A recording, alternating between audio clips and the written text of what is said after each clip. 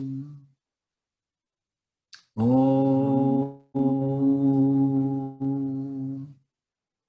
Om.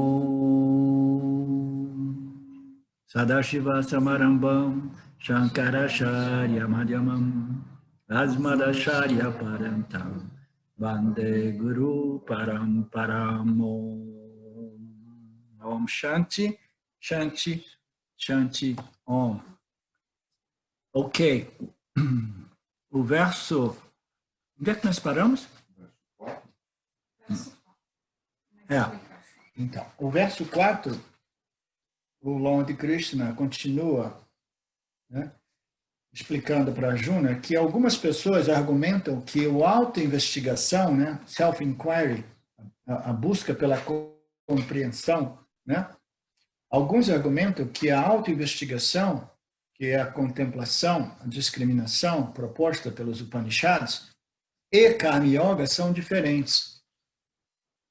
Mas ambas levam à liberação. Isso nós já fizemos. Sim. Vai virar a página agora. Falar para pegar as vassouras. Ok. Então, nós já cobrimos, eu já comentei esse verso, né? Então, vamos passar rapidamente por esses comentários. Então, o segundo parágrafo dos comentários diz: para pegar as vasanas pela raiz, o Karma Yogi faz ações em harmonia com o Dharma, né? Então, o que né?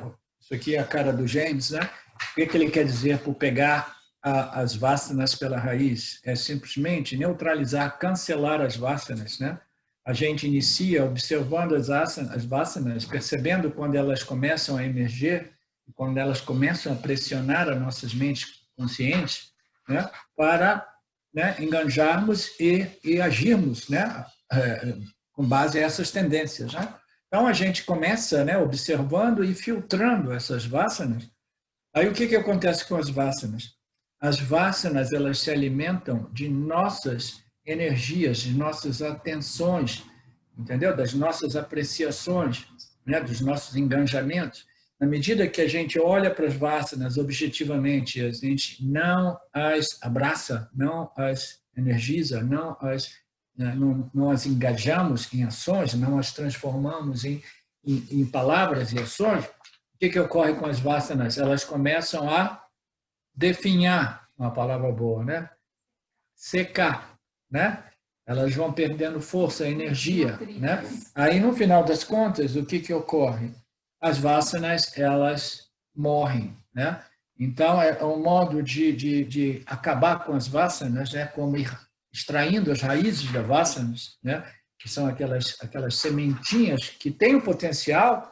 Às vezes, nós temos uma vasana, um exemplo mais prático, nós temos uma vasana, e aí a gente passa um tempo trabalhando aquela vasana, ok? Digamos que alguém tem uma vasana por cigarro, ou por álcool, por drogas, entendeu? Aí eu passo 10, 15 anos trabalhando uma vasana. Né? Aí eu tenho a impressão que aquela vasana está sob controle. Né? Aí, no momento de uma vacilada da parte minha, eu paro de realmente monitorar, né? Eu paro de realmente estar ali filtrando, né? E neutralizando, né? E freando, e filtrando. Quando eu paro disso, de repente, a vasana ela pode, né, tomar força e, de novo, pum, germinar. Quando ela germina, se eu não estiver atento, o que eu vou estar fazendo? Né? Eu vou estar fazendo uma ação, eu vou estar alimentando. A gente encontra isso, né, à direita e à esquerda, de todas as partes, nessas pessoas que tentam se livrar das drogas e do álcool. As pessoas que têm umas vasanas por drogas e álcool, às vezes elas conseguem passar 5, 10 anos, né? Elas conseguem manter essas vasanas sob controle. Aí, num momentinho de crise, né, um momento que a mente fica um pouco mais, né, perturbada, a vasana volta, aí depois é um trabalhão, porque aquela vasana, de novo, ela assume o corpo, entendeu?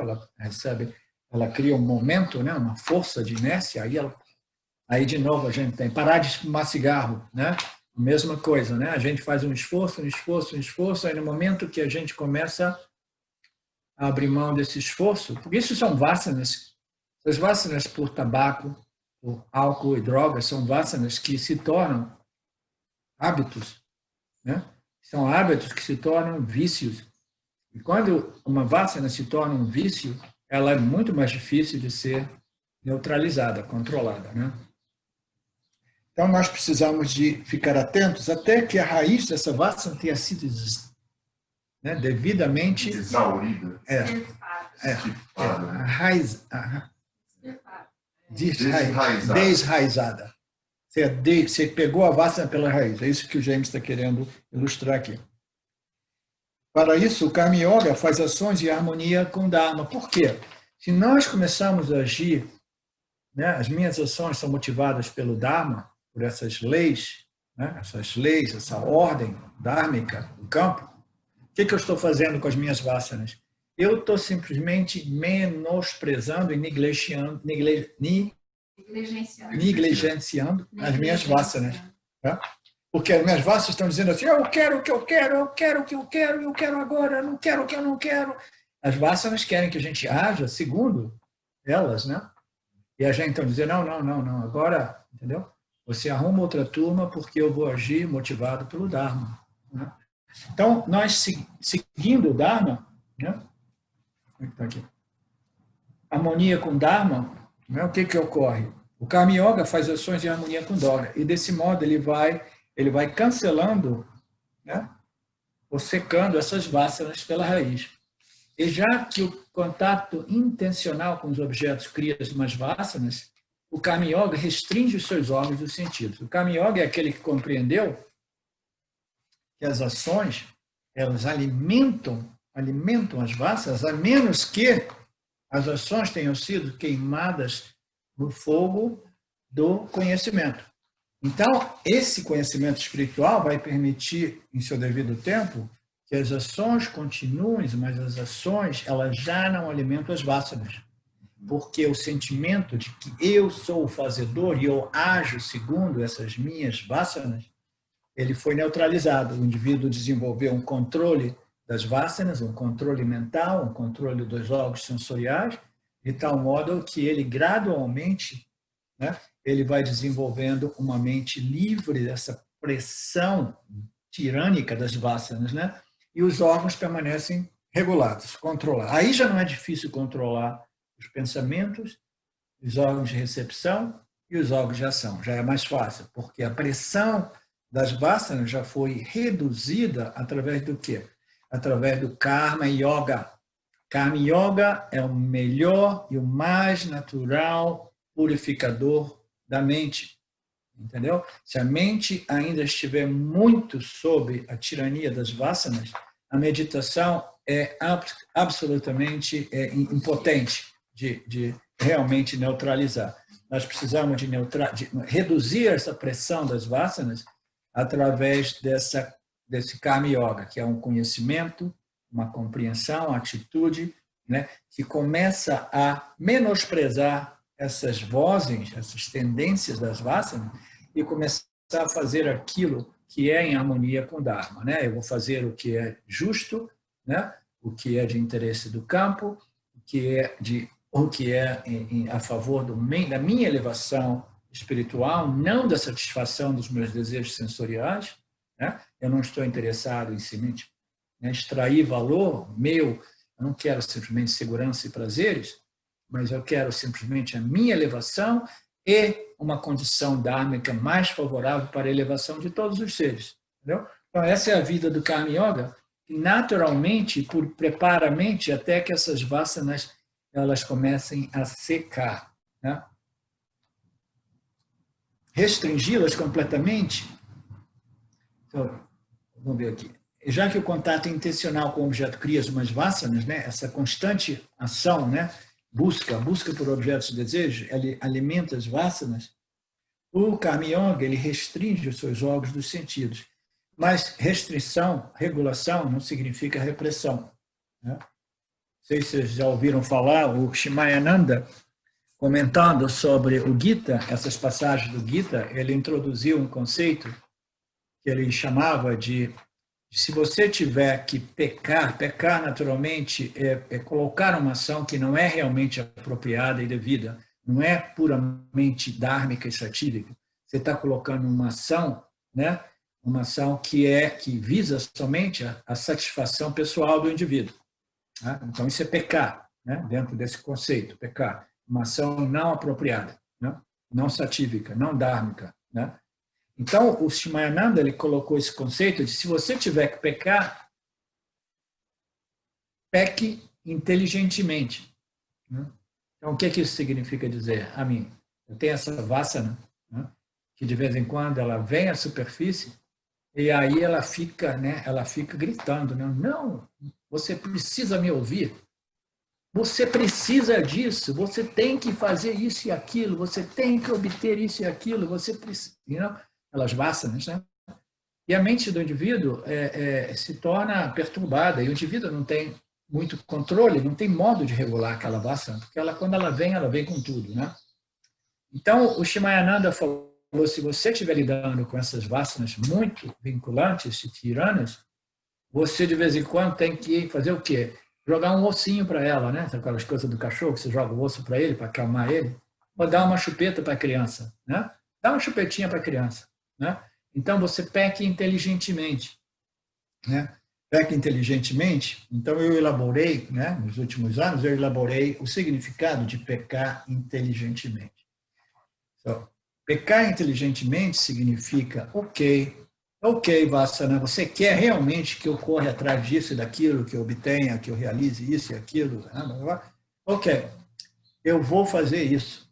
Entendeu? Eu vou te dar ouvidos porque você está me enchendo o saco. Né? A Vassana está enchendo o saco, né? É como a criancinha, né? Que você fala, ok, eu vou procurar uma chupeta, eu vou fazer uma outra mamadeira, eu vou passear com você, vou botar você no colo, fazer alguma coisa para te acalmar, né? Você está me perturbando, né? Então eu digo assim, ok, você quer realmente que eu faça isso? Eu vou fazer. Né? Mas eu vou fazer, primeiro, sem violar o Dharma, sem enganar, mentir, trapacear, sem roubar, né? Eu vou fazer isso de forma mais dármica possível e vou fazer sabendo que essa ação e o resultado dessa ação jamais servirá a algum propósito que possa me completar. Porque a ignorante ideia de que eu estou fazendo isso para me completar é o que faz com que essas vassanas permaneçam vivas e fortes, energizadas, nutridas. Entendeu? Mas se eu faço uma ação dizendo assim, eu estou fazendo isso só porque você está me enchendo o saco, eu sei que isso não vai levar a nada, eu sei que isso não vai me completar, mas isso pelo menos vai fazer você parar de chorar, parar de gritar, entendeu? Vai simplesmente acalmar. Por quê? Eu preciso da minha mente mais calma para retornar ao meu estudo do Vedanta. Então, pecar inteligentemente é simplesmente dar ouvido a essas vassanas moderadamente, sem quebrar as regras do campo, entendeu? Por exemplo, eu colocava muito frequentemente no passado esse exemplo, a vassana, uma das vassanas mais fortes que nós temos, né? A maioria de nós é uma vassana sexual, né? A vassana por comida e por sexo são as vassanas mais profundamente arraigadas, porque elas são diretamente ligadas à nossa sobrevivência e procriação. A gente precisa de alimento e a gente precisa, existe um programa embutido em cada ser vivo que é o de preservação da espécie. Né? Então, essas vassanas são profundas. E suponhamos que eu tenho uma vassana e essa vassana começa, né, a perturbar, eu quero meditar, eu quero fazer isso, então eu preciso ter sexo. Né? Então, você liga para os seus amantes, né, e fala assim, eu estou precisando de sexo. Entendeu? Mas qual seria o modo adármico? Nossa, você é a coisa... Eu te amo. Você é a coisa mais linda que eu jamais vi na vida. Entendeu? Eu não consigo viver sem você. Né? Nossa, você começa a prometer mundos e fundos, e seduzir, manipular, porque você quer dar vazão àquela vássara, né? Aquele problema. Você quer resolver a sua perturbação, né? E você não coloca as cartas na mesa, né, honestamente. Mas se você diz, não, a mim, eu preciso de alguém para ter sexo, eu posso usar você? Né? Posso usar o seu corpinho maravilhoso? Você não está precisando de alguém para usar também? né? Fazer uma troca justa. Vamos fazer um ganha-ganha, uma troca ganha-ganha, né? Eu te uso, você me usa, então, sem nenhumas falsas promessas, né? E aí tudo bem. E eu sei que o sexo não vai me resolver, o sexo não vai me completar, eu sei que uma outra pessoa não vai resolver esse problema meu existencial humano, mas eu estou fazendo isso só porque essa vassana está enchendo o saco. Vocês entendem? Né? Professor, quando eu peco inteligentemente, ou seja, eu coloco uma outra intenção para que aquela vassana se expresse, né? Eu não estou retroalimentando. Nesse momento, eu já estou começando a neutralizar, porque eu já sei que ela jamais me completará, que eu estou atendendo para, vamos dizer assim, estabelecer um estado mental mais purificado, mais satírico, né, com essa intenção, porque daí os desejos, eles provocam essa ansiedade, né? Então, quando eu ressignifico, eu já não retroalimento, ou retroalimento com o mínimo de... Você não retroalimenta mais a vassana, porque o que alimenta, energiza, nutre essa vassana é a ignorância de que essa ação possa realmente resolver o meu problema, entendeu? Então, é a intenção que alimenta a ignorância. A ignorância permanece, mas você começa a atacar ela se você já age sabendo que essa ação jamais vai resolver o meu problema. E ela não irá pacificar a minha mente definitivamente, mas só temporariamente. Portanto, eu já não tenho interesse nessas atividades como meio de me resolver. Eu quero me resolver, eu quero pacificar a mente através da compreensão. Mas a mente está enchendo o saco e eu não consigo voltar para os meus estudos do Vedanta. Por isso que fala da criança, né? A criança tem as vassanas dela, que às vezes ela não quer comer uma coisa, que é brócolis, né? Tem uma propaganda muito interessante. A criança quer brócolis, ela se esperneia. Tem uma vássana para o brócolis. Né? Tem vássana para o brócolis desde 5 anos de idade. E se esperneia porque quer comer. Daí o que acontece? Dá o brócolis, ela passou. Não ficou nada impregnado na cabeça dela, aquilo que ela fez sentindo, né? Vamos dizer assim, não muito convincente com a coisa. O importante é não ficar impregnado. Se a criança, se o ego da criança não estiver devidamente já desenvolvido, de tal modo que ela saiba que eu quero e eu, entendeu? Aí já não é um problema. Mas no momento que o ego já está constituído, aí ele já começa a desenvolver os seus gostos e desgostos. Né? Ok, se vocês sabem... Onde é que nós estamos? De fato, não existe realmente conflito entre contemplar, estudar, investigar e fazer as suas ações do dia a dia. Se você estiver certo de que você somente quer a libertação, né? Se você for um vedantino, você sabe que as ações são parte do nosso processo, mas as nossas ações agora elas foram convertidas em yoga, em sadhana espiritual, então eu não tenho nenhum problema com as ações, né? Você está agindo sabendo que isso é parte, né, das minhas sadhanas que conduzem à libertação. Karma yogis também podem discriminar. E sannyasis também podem realizar ações, de novo, né? A mesma coisa. Existem donos de casa, donos de negócios, né, pessoas do mundo que são mais contemplativos do que outras pessoas que estão nos ashrams, né? E existem sannyasis que não somente podem, né, agir, mas eles precisam, porque as mentes deles ainda são muito extrovertidas, né? Então, esses sannyasis mais extrovertidos são aqueles que criam essas organizações, criam essas instituições, entendeu? E trabalham, fazem, criam, né? Todas essas coisas, né? Vai buscar doações, né? Vai buscar fundos, né? Organizar isso. A gente tem que obter, né, as entradas necessárias para expandir o ashram, a tradição, abrir escolas. Então, existem, né, mentes contemplativas, elas podem, ainda assim, fazer muita ação. Um dos aparentes paradoxos dentro da nossa tradição é a vida do Shimayananda, né?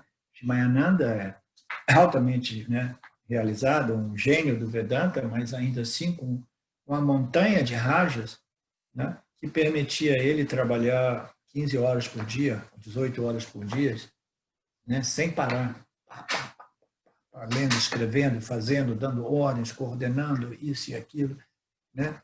Fez isso por muitos anos, muitas décadas, até o falecimento dele, né? Então, isso não significa dizer que um sannyasi, um renunciante, não tenha muitas rajas e que não possa ou não deva, né, enganjar ações, né? Mas a ação do Yanni não é uma ação destinada a preenchê-lo, entendeu? É uma ação que serve a favorecer o interesse do campo, do todo. É uma ação que serve a Lord Ishvara, né? Eu quero preservar o campo, eu quero preservar essa cultura védica, eu quero proteger o Dharma, etc, etc.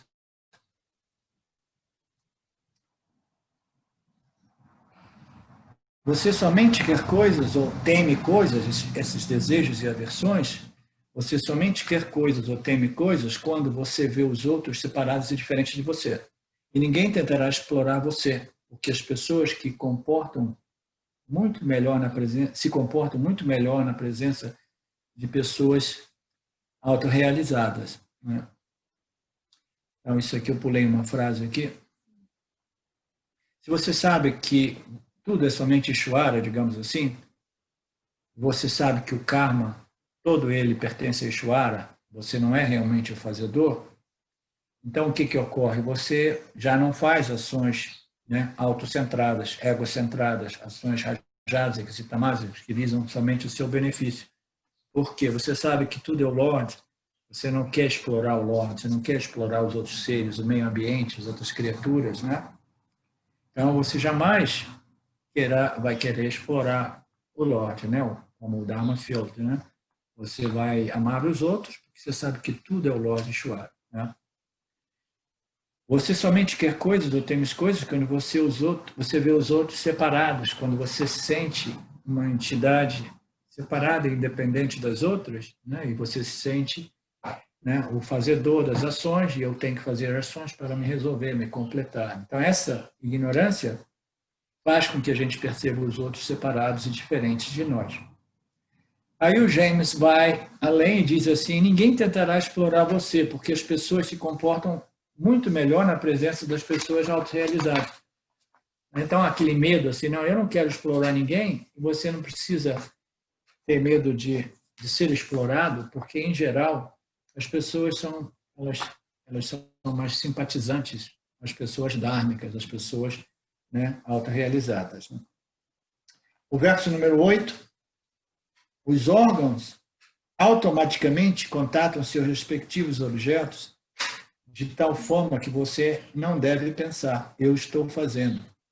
Enquanto você está vendo, ouvindo, tocando, cheirando, comendo, andando, dormindo, respirando, conversando, soltando, agarrando, abrindo e fechando os olhos, você deve compreender que tudo isso é parte desse sistema, né, sem o qual essas ações jamais correriam. Existe uma infinidade de fatores que contribuem para cada momento, até mesmo da nossa respiração. Entendeu? Cada ação nossa envolve uma infinidade de fatores. Então, essa ideia de que eu penso, né, eu faço, eu agarro, eu solto, entendeu? Quem é esse eu que está segurando o copo? Não, isso aí é a ignorância do Jiva, né? Ele leva tudo para o lado pessoal, eu, meu. Sem os pranas, sem esse ar vital, essa energia, entendeu? Sem o meu sistema, né, fisiológico que me permite agarrar isso aqui. E quem é que controla todo esse aspecto anatômico, fisiológico do meu corpo, que permite os dedos ainda agarrarem, né? De repente, uma doença chega no futuro, eu não consigo mais agarrar, ninguém sabe, né? Mas o sistema nervoso, tem uma infinidade de coisas que nós não temos nenhum controle, que a gente não faz nada, porque Ishvara é que faz tudo isso para a gente. A famosa série de frase, não sou eu que faço, né? Deus que faz por mim. Exatamente. Então, essa compreensão de que os órgãos sensoriais, eles naturalmente e automaticamente, eles se conectam com os seus respectivos objetos. Então, eu olho para você e falo assim, sim, eu estou te vendo, Luciano, eu estou te vendo. Mas será que eu estou vendo mesmo? Ou os meus órgãos sensoriais automaticamente e naturalmente se conectaram com o objeto chamado Luciano. Aí o meu órgão sensorial de audição se conectou com a voz do Luciano, quando ele disse alguma coisa, eu disse assim, eu estou escutando e estou te ouvindo. Mas quem é esse eu? Entendeu? Esse eu, será que sou eu? Mas eu sou eu sem esse órgão de recepção aqui, ou com esse órgão de recepção aqui? Existe uma infinidade. Esses órgãos sensoriais, eles naturalmente eles se conectam com os seus respectivos objetos. E a gente diz, eu estou tocando, eu estou ouvindo, né? Eu estou fazendo isso, eu estou sentindo, né? Ouvindo, eu estou vendo, eu estou saboreando. Não, eu não sou os meus órgãos sensoriais, somos. Não. Os órgãos sensoriais é parte dessa máquina, desse instrumento chamado jiva, né? Os órgãos sensoriais são extremamente sutis, eu preciso dos meus instrumentos sensoriais, o olho físico e meus órgãos sensoriais, a minha visão que pertence ao meu corpo sutil. Então, tudo isso pertence a quem? Pertence a Ishvara. Eu não fiz nada, eu não me criei, eu não sei como regular essas funções, eu não sei nada. Nós devemos tudo a Ishvara, né? Mas ainda assim, nós insistimos de dizer eu e meu, eu e meu, eu e meu. Eu faço, eu ouço, eu quero, não quero, eu ouvi, eu toquei, eu senti, né? Então, compreenda, Arjuna, que os órgãos sensoriais automaticamente se conectam com seus respectivos objetos de tal forma que você não deve se iludir, você não precisa se iludir. Esse é Maya, essa ignorância, essa vidya, né, que opera na mente dos indivíduos, mas você não deve dar ouvido à Maya. Esqueça essa ideia de que eu estou fazendo, eu estou tocando, eu estou ouvindo, eu estou saboreando, né? Eu estou dormindo, né? Eu estou respirando. Tudo isso ocorre naturalmente, espontaneamente, e quem é que está fazendo tudo isso? Ishvara, naturalmente. Essa inteligência, essa ordem inteligência que não somente cria, projeta esse universo dentro do qual os jivas humanos, né, emergem em seu devido tempo, mas como também os mantém, os sustenta, os opera, os regula, né? E no final das contas, o que Ishvara faz? Destrói cada uma dessas configurações, retornam todos os elementos de volta aos seus princípios básicos, né? E depois ele vai reconstruir um outro instrumento de ação, né? A partir desse corpo de vasanas, né? Vai desenhar um outro corpo. Então, tudo isso ocorre automaticamente, né? Desenhado por Ishvara. Isso tudo para a gente poder analisar essa ilusão do ego que diz eu, meu, e compreender, começar a compreender que nós não fazemos nada.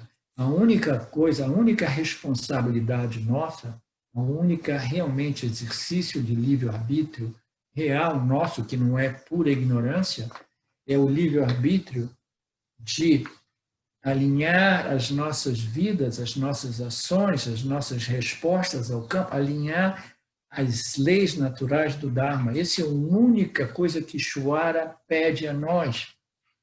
Ishvara não precisa pedir nada aos outros seres vivos, porque os outros seres vivos são controlados por Ishvara diretamente através do corpo causal dos indivíduos. Cada criatura, ela funciona como um programa a partir do seu corpo causal, né? Um rato, ele sabe exatamente como se sobreviver, como encontrar um meio ambiente propício à sua alimentação e procriação e preservação da espécie. Todos os seres têm essa inteligência embutida. O ser humano tem, e o ser humano também tem. Tem que ter mais alguma coisa. O ser humano, o jiva humano, ele tem esse programa humano primário, né, como às vezes eu digo, mas tem um programa secundário, que é o nosso condicionamento social, né? Esse condicionamento social é alguma coisa que já vem com a gente, né, das nossas vasanas. As vasanas contêm o programa primário, mas o programa secundário também, que são o condicionamento, o programa já implantado, né, meus nascimentos anteriores, eles permaneçam já como potencial, como semente, como tendência. Aí nós entramos em contato com o nosso meio ambiente, aí a gente vai expandindo os nossos programas, né? E esses programas são todos eles baseados no que eu quero porque me dá prazer e segurança e o que eu não quero porque não me dá prazer e segurança. Entendeu? São todos eles fundados mais ou menos nisso. Nosso caráter é todo ele desenhado em torno esses dois princípios básicos, essas duas buscas básicas humanas. Eu quero a segurança e o prazer, né? Então, essas vasanas elas vão constituir o nosso caráter e nós somos movidos, né, automaticamente através desses dois programas, o programa primário como ser humano e o programa secundário, né, que é o nosso condicionamento social, né? Então, nós vamos nos movendo assim e não existe nada realmente que nós estamos fazendo. A única coisa que nós estamos fazendo é respondendo mecanicamente segundo esses programas nossos. Nós somos seres aparentemente com livre-arbítrio, mas nós não temos realmente livre-arbítrio. A questão do livre-arbítrio, que a Rutinha teve muitas discussões comigo no passado, entendeu? Porque a gente fala não existe livre-arbítrio, não existe porque os jivas são automaticamente programas. Eles são programados por Ishvara e são programados através da interação deles com os meios ambientes, né? Então, isso é um programinha. Nós temos a ilusão de que eu estou escolhendo, não, as vasanas estão escolhendo por mim. Mas chega um ponto, no processo de evolução do jiva humano, que ele tem uma possibilidade de dizer assim, oh, meu Deus, eu pensei que eu fosse um ser livre, mas agora eu entendi a Matrix aqui, entendeu? Eu estou sendo operado por essa Matrix, né? Então, o que ocorre a ele? Ele quer sair da Matrix. Ele quer deixar de ser um indivíduo puramente operado por vasanas. Ele quer, pela primeira vez, começar a exercer esse livre-arbítrio inteligente humano, entendeu? Quando nós nos damos conta que nós queremos... É um programinha também. Quando nós nos damos conta que nós... Esse é um outro assunto, né? Esse é uma vasana espiritual fundada em sabedoria, inteligência, que é parte, né? Parte do nosso processo de méritos karma. Chega um momento que você não quer realmente ser mais um programa, você quer saber que eu sou Brahman, e esse eu sou Brahman inicia uma compreensão do Dharma. Então, o que eu vou fazer? Eu já não vou permitir que as vasanas me governem, entendeu? Tiranicamente, e eu vou começar a filtrar essas vasanas, dizer não a determinadas tendências, porque agora eu não estou interessado somente de abaixar a cabeça, de ser sim, sim, senhora Vassa, sim, senhora Vassa. Eu quero fazer aquilo que me eleva espiritualmente e aquilo que contribui para a qualidade do campo, de modo que outras pessoas possam se elevar espiritualmente, né? Então, eu estou nadando contra a corrente. O Matrix é um programa que todo mundo é compelido a seguir, entendeu? E agora eu não quero mais seguir esse programa, porque o meu objetivo é compreender a natureza desse computador biológico operado por Vassa. A minha natureza é Brahman. E eu inicio a compreender que eu sou Brahman na medida que eu compreendo, entendeu? Que é melhor, que é o único modo de exercer o meu livre-arbítrio é escolher o Dharma, apesar de todas as forças adármicas, que são as forças dessas vasanas fundadas em avidya, que é a ignorância, entendeu? Então, esse, eu costumo dizer, é o real exercício do livre-arbítrio, é conformar a minha vida com o Dharma. E o indivíduo precisa de ter já muitas vasanas espirituais desenvolvidas, que vão ser conduzentes ao reconhecimento daquilo que é a natureza do programa, a natureza desse computador biológico programado por Vasanas, entendeu? De modo que, mais adiante, esse computador biológico operado por Vasanas, ele continua sendo um computador biológico operado por Vasanas, mas ele sabe que a sua natureza é aquilo além das Vasanas. A minha natureza é consciência pura, mas eu permaneço aqui como um programa, como um computador biológico operado por Vasanas, mas as minhas Vasanas agora são em total harmonia com o Dharma, são totalmente alinhadas com as leis naturais, entendeu? Do campo, né? Em harmonia com todos os outros seres, né? Então, os dois aspectos do Jiva permanecem, mas essa transformação inicia através do devido, apropriado, inteligente exercício desse livre-arbítrio humano. Porque, caso contrário, o livre-arbítrio é uma ilusão. Nós somos simplesmente operados pela ignorância, entendeu? De que a realidade é a dualidade, os objetos servem o propósito de nos completar, e eu quero o que eu quero, e eu não quero o que eu não quero, e eu quero o que me dá prazer e segurança. Arlindo? Sim. Aqui. Zé Roberto. Estou chegando aí, hein? Ah, é? Opa! Deixa eu te falar, por que é mais fácil a gente compreender, vamos dizer assim, a parte, entre aspas, negativa do autoconhecimento? Porque, por exemplo, parece que é fácil compreender que tudo em Mítya não vai, nada que tem em Mítya vai me completar.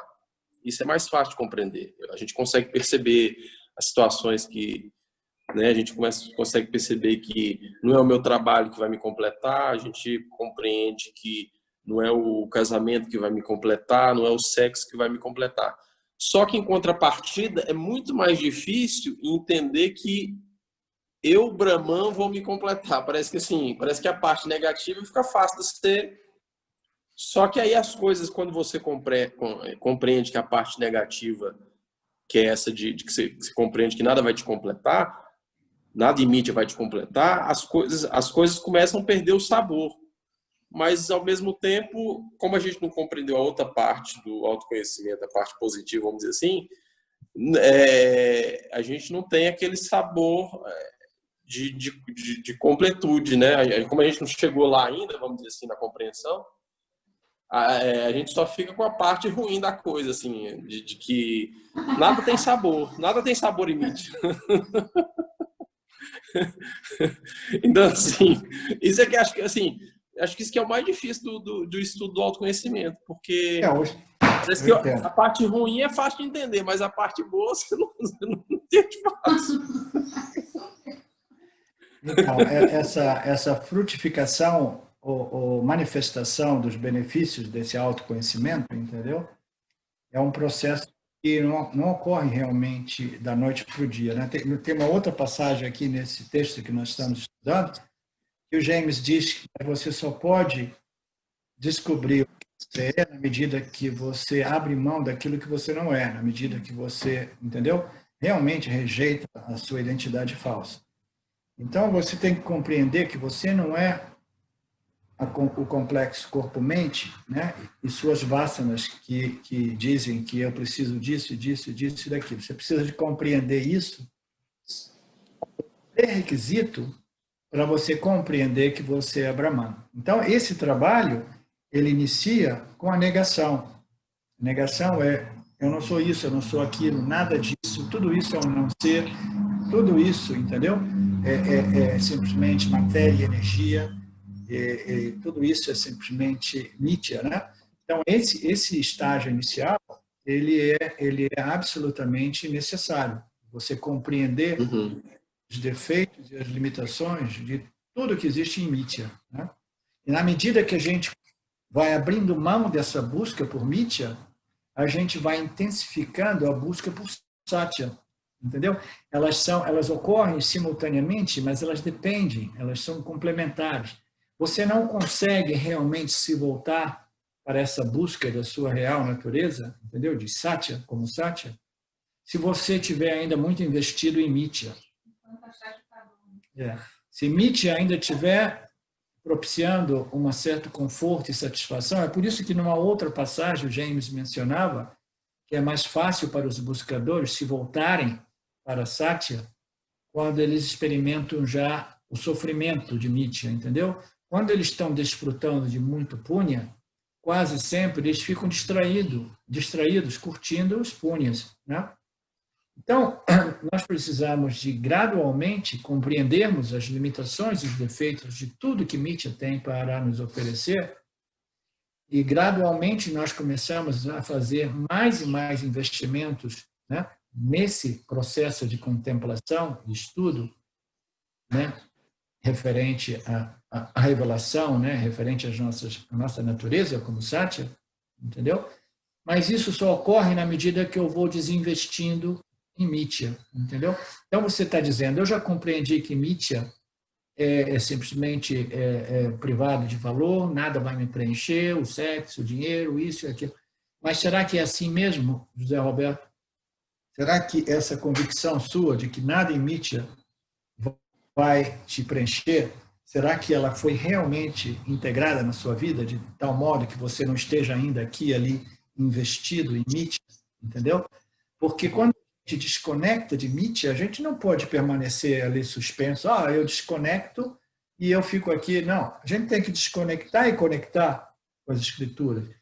O Shimayananda costumava dizer isso. Todo esse processo espiritual, ele dizia, nada do que desconecta e conecta, desconecta e conecta. Nós vamos desconectando de Mithya a noção equivocada de que os objetos são reais e são inerentemente, né, valiosos, entendeu? E que possam realmente me resolver. A gente vai desconectando dessa crença e vai desenvolvendo, conectando com a crença, entendeu? A crença embasada na compreensão de que eu sou consciência, portanto, eu sou pleno, né? Então, isso tem que ocorrer, né, gradualmente e simultaneamente. Nós precisamos de abrir mão.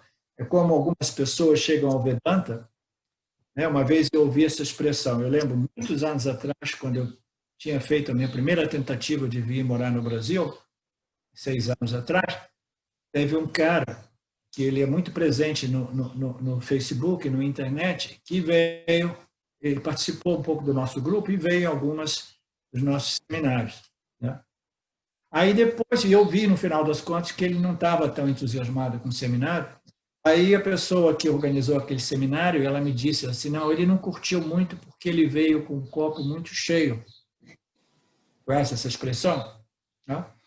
Então, se o nosso copo estiver cheio, né, a gente não tem como receber o Vedanta, né?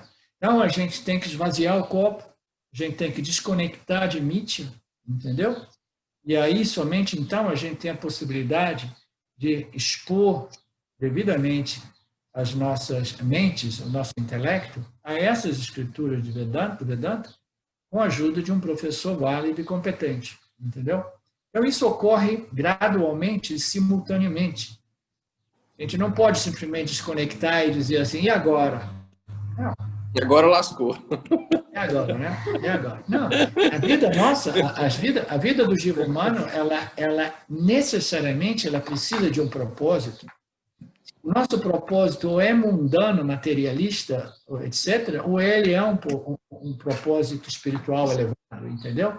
Nós precisamos de fazer essa conversão, nós precisamos de converter esse desejo por experiências e objetos materiais num desejo de compreender a nossa natureza, que é plena, cheia, inteira e completa, entendeu? Então, as duas coisas vão juntos. Então, existe um período intermediário no qual o indivíduo ele já compreendeu que Mithya não tem muito a oferecer, mas ainda assim ele ainda não está apreciando, desfrutando e curtindo, entendeu? A sua natureza como Satya, entendeu? Existe um pouco esse período. Então, precisamos de ser pacientes, perseverar nos nossos esforços, entendeu? E através do Shraddha, que é essa confiança nas escrituras, nós vamos, né, avante até que a gente comece a desfrutar dos benefícios do autoconhecimento, como as escrituras frequentemente apresentam, né? Ok? Obrigado. Para fazer uma colocação, Arlindo? Sim, Eduardo, rapidinho, por favor. Rapidinho. O verso 18:37 do Gita fala algo que muito nesse sentido. Aí Krishna vai dizer que aquela felicidade em Sattva, aquela sukha em Sattva, que surge no começo como um veneno amargo, mas depois é um doce néctar, que surge, ele diz a expressão Atma Buddhi Prashadajan, que surge como uma graça prachada do nosso Atma para Buddhi, através de um estado sátrico da mente. Então, acho que essa alegria a gente vai conquistando no momento que a nossa mente vai ficando mais sátrica. Só para dar essa colocação, que é o verso 18:37.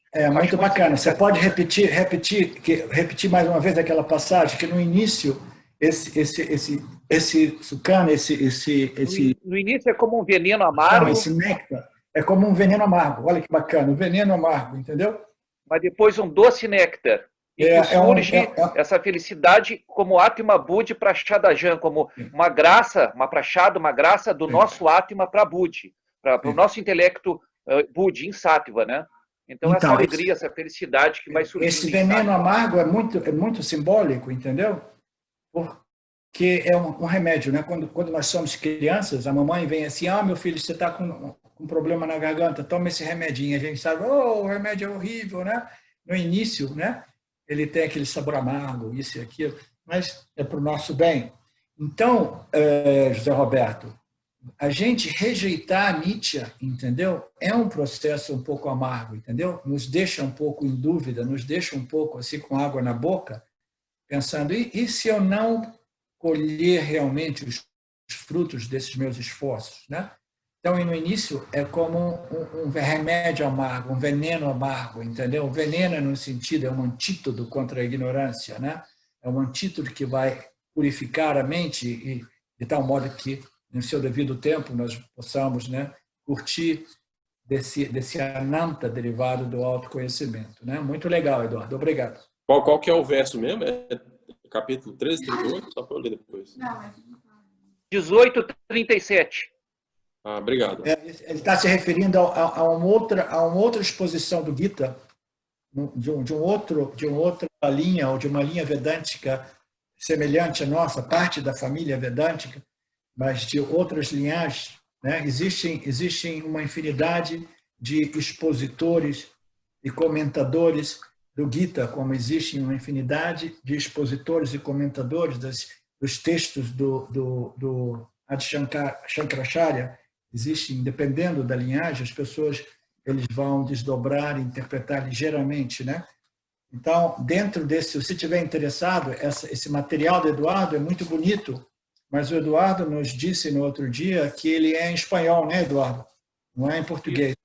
Então, para quem consegue mastigar um pouco de espanhol, eu recomendo de dar uma olhada naquilo, sabendo que existe sempre o potencial para algumas confusões, no sentido de que se a linguagem for mais mística ou experiencial, entendeu? Pode gerar um pouco de confusão, mas aí vocês podem apresentar essas confusões, entendeu? E a gente vai compreendendo que é uma questão de linguística, entendeu? É uma questão de linguagem, uma linguagem mais mística ou uma linguagem mais vedântica em sua tradição, entendeu? Uma linguagem de conhecimento e identidade, que é a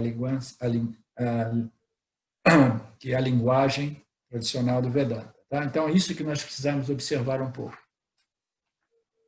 Mas eu gosto também, eu aprecio essa linguagem mais poética de outras linhas, entendeu? O Shimayananda, de novo, ele apresentou o Vedanta com uma linguagem também poética, uma linguagem muito linda, uma linguagem muito mística e com muitas conotações de transcendência, de ação e de experiência. Você compreendendo que é uma questão de linguagem, entendeu? E compreendendo o significado implícito daquela linguagem, a gente pode navegar naquele tipo de escrituras e não cair em confusão. Você entende, José Roberto? Ok. Professor? Eduardo, se você estiver interessado, compartilhe a cópia desses textos em espanhol na nossa página, como arquivo, na nossa página Facebook Brasil, entendeu? aí outras pessoas podem dar uma transitada lá também, ok? Quem queria dizer alguma coisa aí, Fernando? Professor, da outra vez você falou uma frase, né, que em outro ensinamento também aparece, né? Não sei se é pertinente a isso. É assim, você não pode desejar o que você não conhece, né? Lembra disso? Isso é muito interessante. É muito... Então, aí resume todo por que a Gita fala e não escuta, né? Você não pode. O que está querendo me explicar se eu não conheço isso? Né? Sim. Aí isso que impede o contato com o ensinamento de imediato, né? Isso é muito legal, muito pertinente. A gente só valoriza aquilo que a gente conhece. No início, né, a gente não conhece realmente a nossa natureza como Satya, a gente não conhece realmente, né, as escrituras do Vedanta, o Gita. Então, o que nós precisamos? De uma mente flexível e aberta, de modo que a gente possa desenvolver um conhecimento, uma compreensão a respeito do Vedanta, né, a respeito desses ensinamentos. Aí depois, somente depois, a gente tem a possibilidade de dizer assim, não, eu acho valioso ou eu não acho valioso. Né? Porque a gente só desenvolve um valor, se a gente só valoriza alguma coisa que a gente conhece. Né? Muito legal, muito pertinente.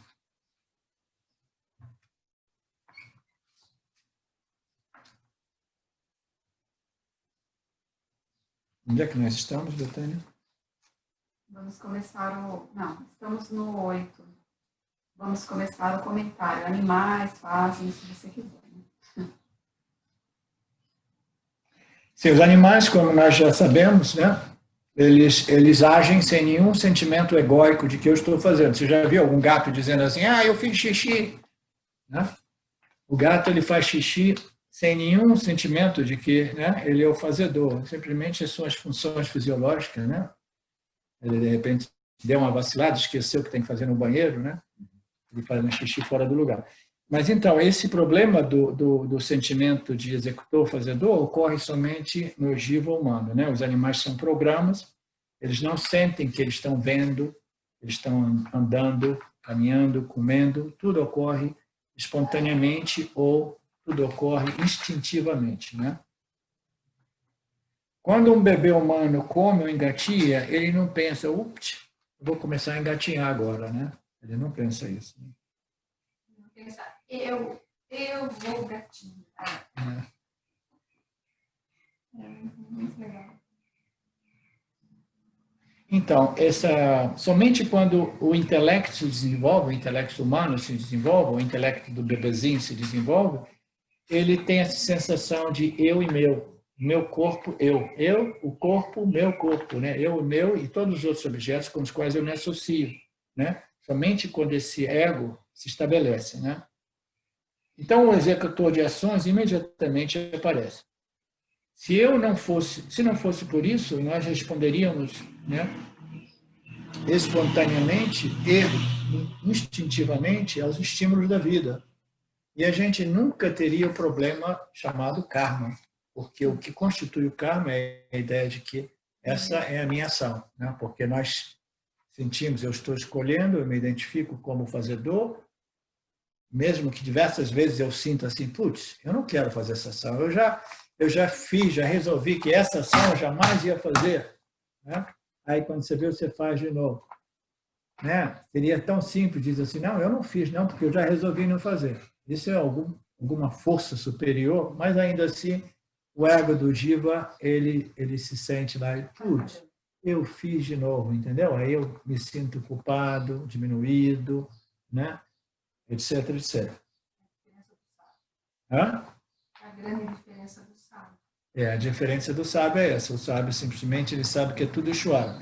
Acontece toda vez que nós pronunciamos a palavra eu quero, eu devo, eu tenho, etc, etc. Essa palavra perigosa, nossa, tem que fazer assim, deve fazer assado, entendeu?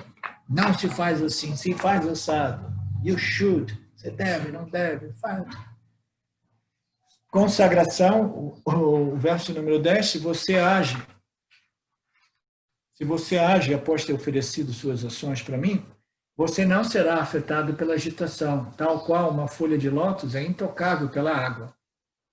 Karma Yogis abandonam o apego aos resultados e agem com o corpo, mente e intelecto para purificar a mente. A vida do Karma Yoga leva à libertação interior, enquanto que a vida motivada pelo desejo por objetos mundanos levam a quê? Ao samsara, a escravidão, né? A prisão, né? A roda vida, chamada samsara. Então, qual é a chave aqui? A chave é desenvolver a compreensão do Karma Yoga, que nada mais é a compreensão do meu relacionamento com Deus e o campo, o universo, o meu meio ambiente, de modo que eu veja a ação minha como uma ação, né, que, na verdade, é uma ação, né, propiciada por Ishvara, com o intuito de favorecer ou manter a harmonia do campo dharmico. Todos os outros seres agem em harmonia com esse equilíbrio natural do campo dharmico. Nós, seres humanos, somos os únicos que temos a possibilidade de violar essas leis naturais de harmonia do campo e destruir os nossos meios ambientes, entendeu? Somente nós. O preço desse livre-arbítrio aparente ou relativo é enorme, entendeu? Ele conduz à nossa autodestruição e à destruição dos outros seres em torno de nós. Essa ignorância imposta por Maya, se esse equilíbrio entre Dharma e Adharma ele se torna muito extremo, entendeu? É um problema enorme. Então, nós precisamos de desenvolver essa visão, compreensão, converter as nossas ações em yoga, começar a consagrar as nossas ações, dedicando-as ao campo, ao benefício do campo, e fazendo assim, nós estamos, né, impondo todas aquelas vassas a um regime de dieta, de fome mesmo, entendeu? Não, eu não vou dar ouvido a vocês, eu vou simplesmente consagrar as minhas ações e agir em total contribuição, em harmonia, alinhamento com as leis cósmicas universais. Eu quero viver em harmonia com os outros seres, com os outros, né, meio ambiente, etc, etc. Então, o Krishna, falando com Ishvara, ele diz, você age, mas toda vez que você agir, você haja lembrando que as suas ações são feitas para mim. Não para você, você haja para mim, né? O que é para mim? Devocional, né? E é engraçada a palavra devoção. Devoção, é bonita a palavra, devoção. É devoção, é ação devocional, né? Devoção em ação, devoção. Então, essa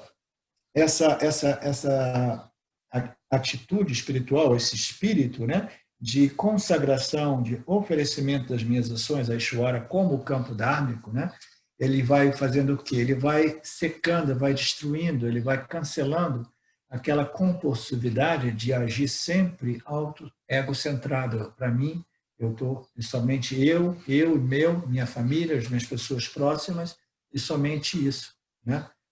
Então, você, agindo desse modo, você não será afetado por quê? Pela agitação mental, emocional. Se nós agimos como um samsara, nós somos sujeitos a constante perturbação mental. Por quê? We can't always get what we want. Né? A gente não consegue obter sempre aquilo que a gente quer. Se nós queremos agir sempre com base ao que eu quero e o que eu não quero, nós estamos nos colocando numa situação impossível, porque é impossível realmente controlar o campo de modo que nós possamos colher os resultados que nós desejamos. Então, o que conduz aqui? Conduz à agitação e perturbação mental. Mas se você agir com esse espírito do Karma Yoga, né, oferecendo suas ações ao campo, a mim, a Ishvara, você não sofrerá dessas perturbações mentais e emocionais. Você está adicionando valor, você está contribuindo, você está, né, dando, não está extraindo somente, né, e você permanecerá livre, permanecerá com sua mente calma e coração tranquilo, você compreende que os resultados não estão em suas mãos, né? Nós compreendemos que é melhor eu curtir a ação, porque o resultado das ações a gente nunca sabe. Se eu depender dos resultados para realmente desfrutar de satisfação, né, eu estou ferrado, porque os resultados... Né? Então, é melhor que eu haja de um certo modo, com uma certa atitude, de modo que a ação já seja, né, uma grande satisfação, né, emocionalmente satisfazente, né? Satisfatório. Você falou uma frase ontem, acho que foi ontem, né? Agir, né? Ação a partir da felicidade. Não esperar que a felicidade venha da ação, né? Então, o Karma Yoga, ele não vai ficar dependendo dos resultados. Ele quer curtir a vida como? Putz, assim, daí é o que o Roberto falou antes, aí, né? Que, mas eu só vejo as partes negativas. Só que aí você começa a curtir mídia. Começa a curtir, né, o seu papel como aquele que deve retribuir alguma coisa. O Ishvara nos dá tudo, nos propicia tudo, né? Então, a única coisa que é pedida a nós é dar alguma coisa em retorno. Né? Quando a gente recebe alguma coisa, né, se a gente for uma pessoa mais polite, mais educada, né, se não for uma pessoa com aquela mentalidade do Gerson, de que é só extrair vantagem, aí a gente oferece alguma coisa em retorno. Né? Então, Ishvara nos deu tudo. Tudo que nós temos aqui foi propiciado por Deus. E Deus é o universo manifesto. Por que não oferecer alguma coisa em retorno? Né? Esse é o espírito. Então, essa atitude é uma atitude que preenche o Jiva, entendeu? O Karma Yoga. Ele se sente preenchido pela oportunidade de poder contribuir, retribuir, né? Oferecer alguma coisa em retorno. Né? Você permanecerá livre da perturbação mental, do mesmo modo que uma folha de lótus permanece intocável pela água, intocada pela água. Né? Não sei se vocês conhecem as flores de lótus. No Brasil não tem, não, né? Não. Não. O mais similar é a régia, né? Mas o lótus, ele nasce na lama, né? Ele nasce na lama. O símbolo é mais profundo aí, né? E ele permanece intocável pela água. A água não molha, escorrega e não se contamina. Né? A folha de lótus que é intocável pela água. Karma Yogis abandonam o apego aos resultados, naturalmente. A gente sabe que, né, os resultados, se eu depender dos resultados, eu estou ferrado, né? Então, ele abandona o apego aos resultados e agem com o corpo, com a mente e o intelecto para quê? Para purificar e elevar-se espiritualmente. O objetivo do Karma Yoga primário, fundamental, mais importante é purificação mental, emocional e intelectual. Ele age com o corpo, mente e intelecto com o propósito de purificar e refinar a mente. Então, não é que seja uma ação, entendeu? Sem uma recompensa, entendeu? O Karma Yoga, ele sabe que não, eu quero uma casa, eu quero um trabalho, eu quero isso, eu quero uma casa limpa, isso e aquilo, eu tenho que fazer o que eu tenho que fazer, e as minhas ações precisam ser em harmonia com os meus objetivos mundanos. Os meus objetivos mundanos precisam ser alinhados com o Dharma, mas o meu objetivo primário, ou secundário, como a gente queira dizer, o meu objetivo real é o quê? Uma mente calma e um coração tranquilo, porque eu preciso de uma mente satívica para continuar o meu trabalho de estudo e contemplação sobre os ensinamentos dos Upanishads. Né? Então, o objetivo do Karma Yoga é abandono dos resultados e agem com esse corpo, mente e intelecto, visando a purificação e refinação da minha qualidade mental, emocional e intelectual. A vida do Karma Yoga leva à liberdade interior. O que é essa liberdade interior? Né?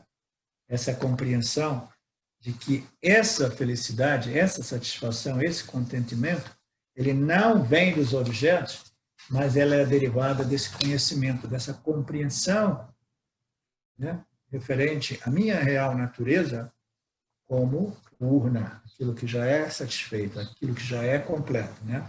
Então, eles vão desenvolvendo essa liberdade interior Liberdade é uma independência, olha que bacana essa palavra, independência, o ser é livre e independente de Mitya. Nós somos livres e independentes de nossas experiências. Essa independência é uma palavra importante, porque você sabe que essa alegria, essa joia, esse contentamento, esse ananta, não depende do campo, não depende da minha condição mental, depende do meu conhecimento, da minha compreensão a respeito da minha real natureza. Entendeu? Então, ele permanece com essa liberdade e independência interior, significa que é um produto dessa minha convicção a respeito da minha real identidade. Entendeu? A vida do Karma Yoga leva a essa liberdade e essa independência interior, enquanto que a vida motivada pelo desejo por objetos levam à dependência e à escravidão, e perturbação mental, agitação, porque eu não consigo realmente controlar o campo, né?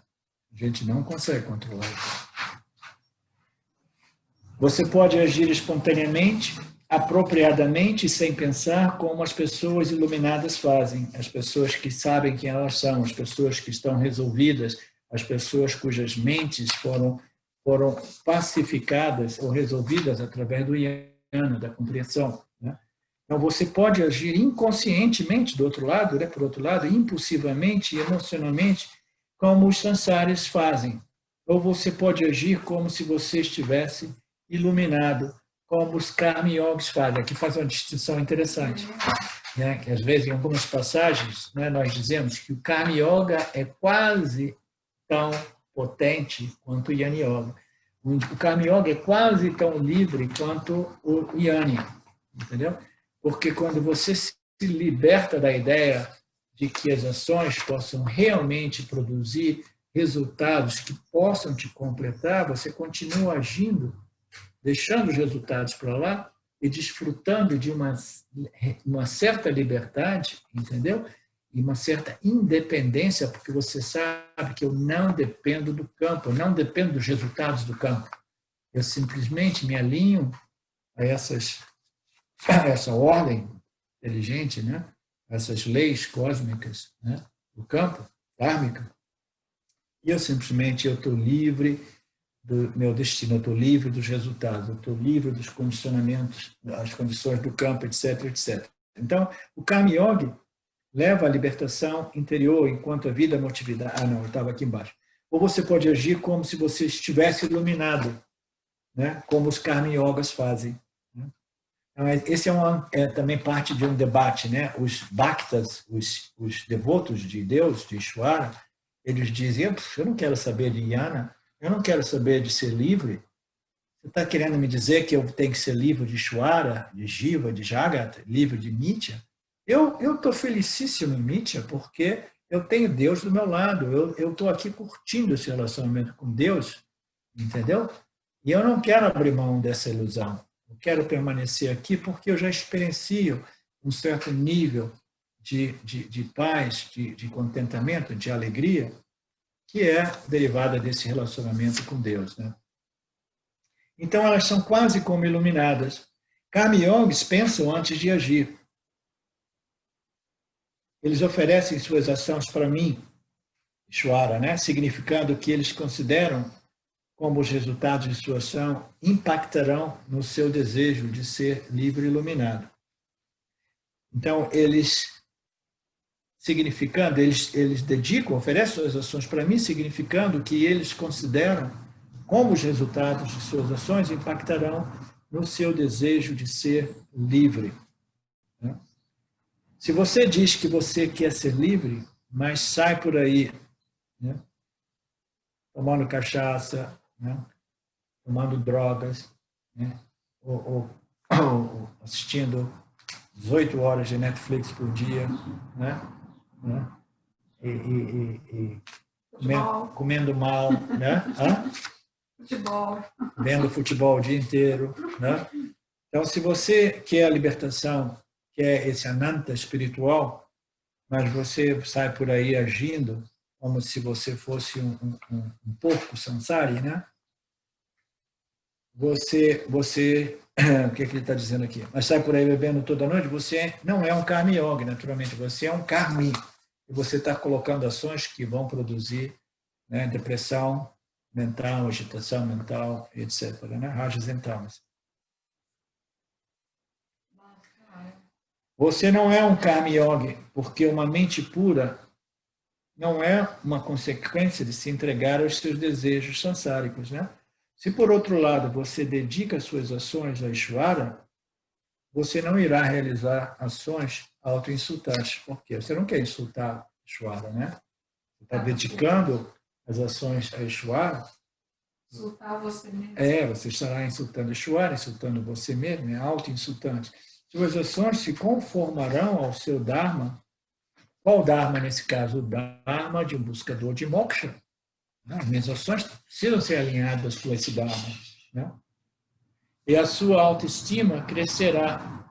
Ela não diminuirá, porque você não estará colocando ações autolimitantes, autoinsultantes. Mas você vai estar colocando ações, né, autoelevantes. Né? O seu Dharma de buscador, a sua mente se torna mais clara, focada, satívica. Né? E a gente começa a curtir os benefícios do alto, desses esforços espirituais que o Zé Roberto se referiu antes, né? Então a gente começa a curtir, né, esse benefício chamado Ananta. Om Purnamada Purnamidam Purnamudachyate Purnasya Purnamadaya Purnameva Vashishyate Om Shanti Shanti Shanti. Thank you, Lord. Thank you, Krishna. Thank you, everyone. Saudações. Eu quero aqui deixar um pequeno testemunho.